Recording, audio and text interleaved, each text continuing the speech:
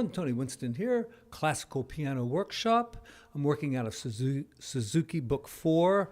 I've got the original Japanese version of the Suzuki book that came out, I think, back in 1972. And, you know, it's been revised many times, but I'm going to encourage you to go to the description, click on the link, and print out these two pages, Minuet 1 and Minuet 2. There's a lot of reasons why these old books are actually better than most of the new ones that have come out. In particular, on this Minuet 2, the fingering is the fingering that I like the best, and I encourage you to print out the music so that you can follow this fingering and try to stick to it exactly if you want this video to be helpful. All right, I'm going to go through each hand and then how to put hands together and a way to kind of divide it up into little practice sections. All right, here we go. Left hand, just 2 measures.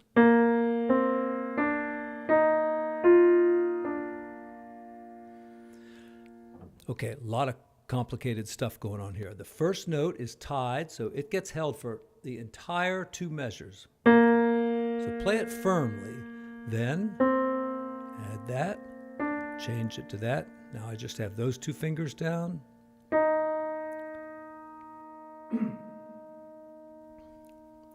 And here we run into, it looks like a doubled note.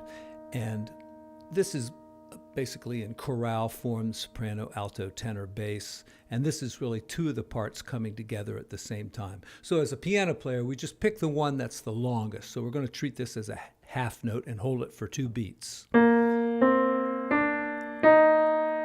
However, on the very next beat, we're going to add our thumb on F. And so now we've got 3 notes down, and then we're going to change the E flat, because it's only a half note. On the 3rd beat, we're going to move it to a D. Now listen carefully. You should be able to hear all 3 notes when I get to the end. You should be able to hear them pretty clearly.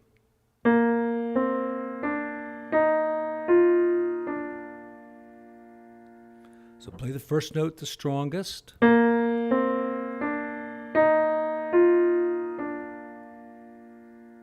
then just listen for that sound. Okay, moving on, when we get to the next measure, we just hold the 3rd finger and add the E flat. So you'll hear a dissonance there.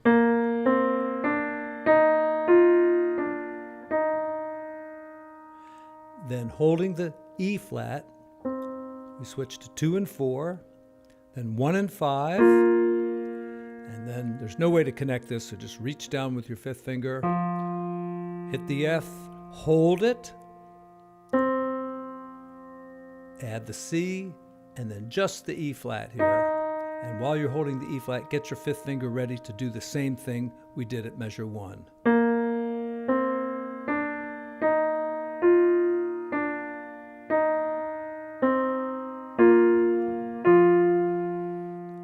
So one more time slowly, the left hand A section.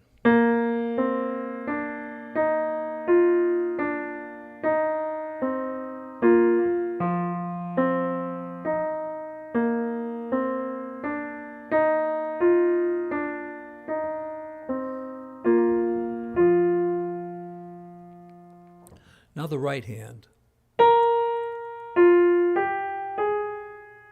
So in the first 2 measures, the most important thing there is that rest, because right at that point, you should hear the chord we were holding with our left hand, and it actually should sound like we're playing the F right at that moment. However, we're only holding the F, so listen.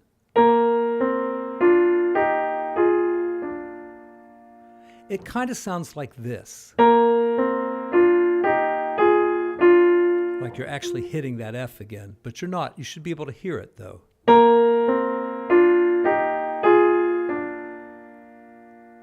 Okay, so the rest is very important. Moving on, use your 2, put your thumb under, 4 and 2, 1 and 3, and then it's next part kind of the same.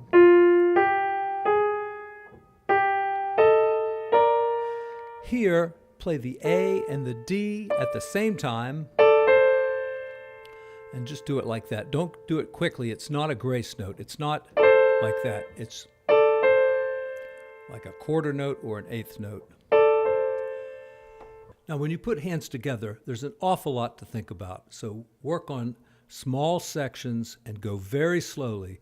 If you do it enough times, you can get to where your fingers know what to do and you don't have to think about it quite as hard.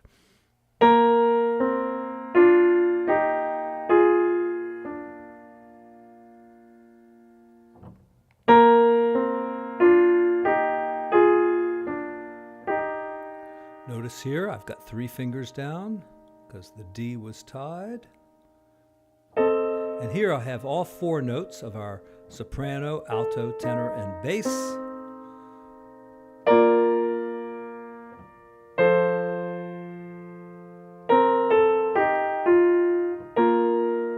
And once again, the E flat is tied, so you should hear this chord right there in measure 5.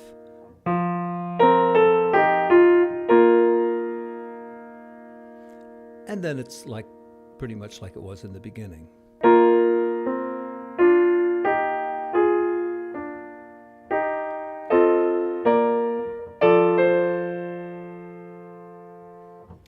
B section. Let's do the left hand first.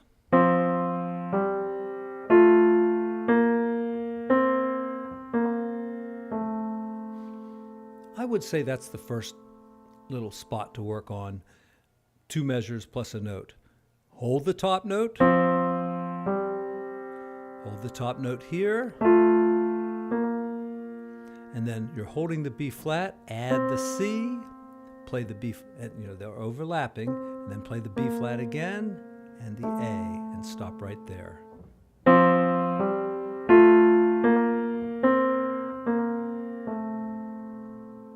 Next little spot, we've got an F sharp and a B flat, so don't miss that.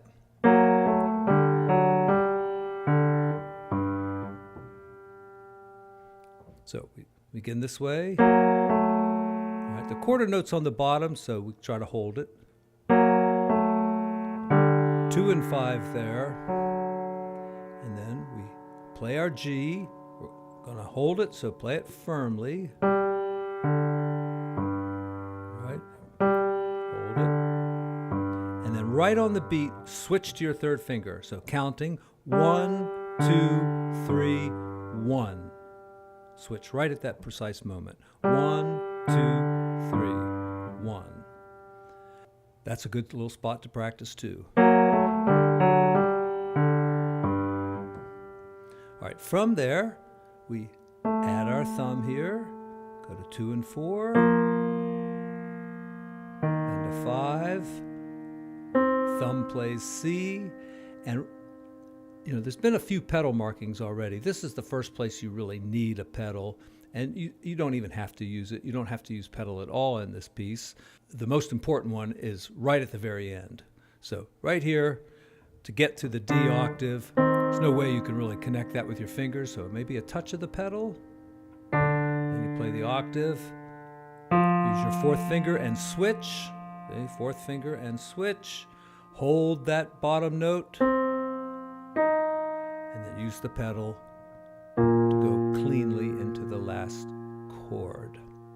Okay, so starting here, switch. All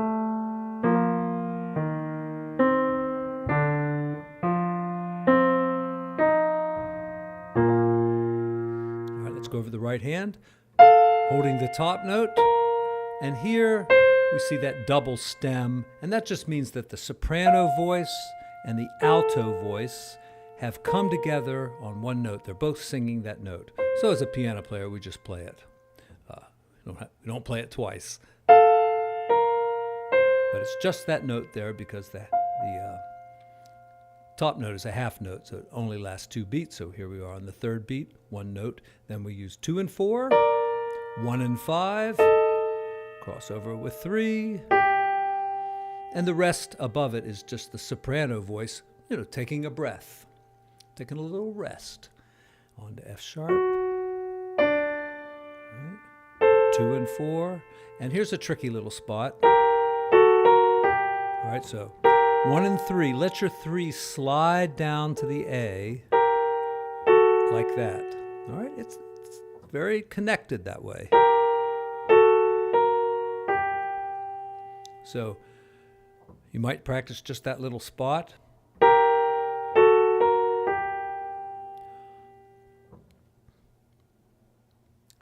Last part. And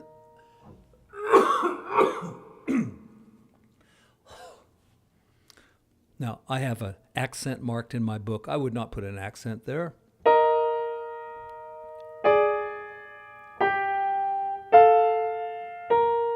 Okay, so 2 and 4 on the black keys. A little awkward. If your hands are small, you could do 1 and 4. And then 1 and 3 next. Reach out to the octave. You can actually kind of connect your thumb from G to A. You know, if you just kind of go like that, it's just a kind of a little twist there. And it's close enough to be connected. Then 2 right there. And once again, play the F and the top note at the same time and do it like that. It's called an appoggiatura or an escape tone or a neighbor tone or a flibberty-gibbet, or I don't know what it is, but that's how you do it. And then,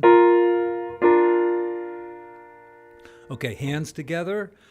Probably 2 measures plus a note would be enough. We're holding the top notes, and we're going to move the bottom notes. Okay, then just 3 notes here, back to 4 notes there, and then even there, oh, this should have been 5. Let me do that again.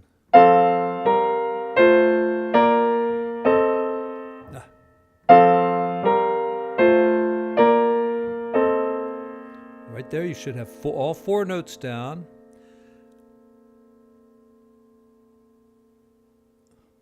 Then you lift the B flat and play it again as you move down there. And you see I still have 3 notes down. I'm going so slowly that you can't hear the C anymore, but let me play it again.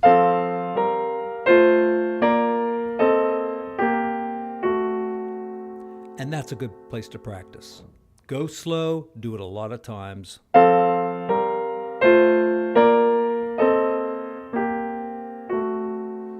right, our next spot.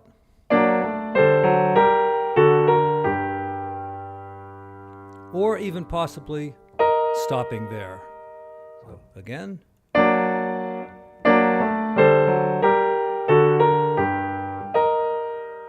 And notice I'm changing that finger down there right on the beat. Now, to start here, maybe play 1, switch it to 3, add the right hand, and then keep going. Ooh, that's quite a dissonance, isn't it? And only Bach can make these things work. I mean, we've got that in there, right? Yeah, but it resolves nicely.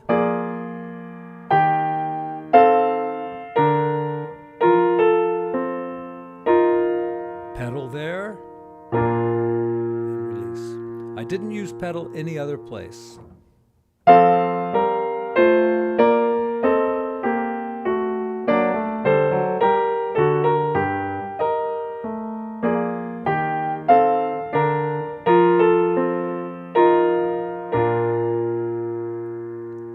And then minuet 1 da capo means just go back to the minuet 1 and play it through without repeats.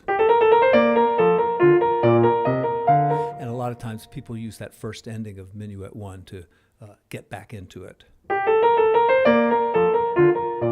Now, I have a book over there called The Classical Wedding, and it's a bunch of classical songs that you can play at weddings, kind of obvious. And these 2 minuets are in there. And I always imagined that this was like the processional, you know, when the bridesmaids are coming in. And then minuet 2 is like the ceremony. All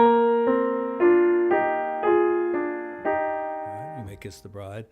And then when we go back to minuet 1, that's the recessional. All right, if you have any questions, please put them down in the comments. I do have a PayPal link and also a link to Patreon if you want to support the channel. I do mostly jazz videos, but I'm happy to take requests in the classical repertoire as well. And hope you enjoyed the video. Thanks for watching.